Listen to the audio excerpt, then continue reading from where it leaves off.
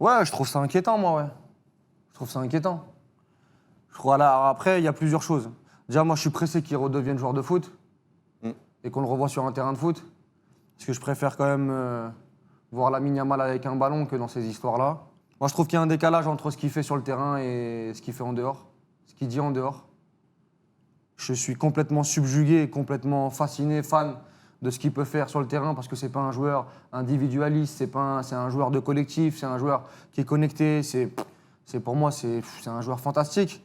Mais dans son discours, dans sa communication, il y a des choses qui m'ont un peu dérangé. Et pour l'instant, tout va bien pour Lamine Yamal, sauf qu'on sait que le football Sportivement, hein. sportivement. Le problème, c'est qu'on sait que le football est très très ingrat et que quand ça va aller un peu moins bien pour Lamine Yamal, il va falloir assumer tout ça.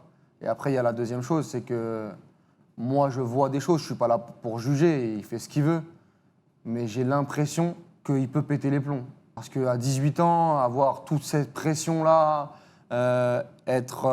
les polémiques, c'est pas anodin. C'est qu'aujourd'hui, tous les faits et gestes extrasportifs de Lamine Yamal vont être disséqués, vont être analysés, vont être mis en avant.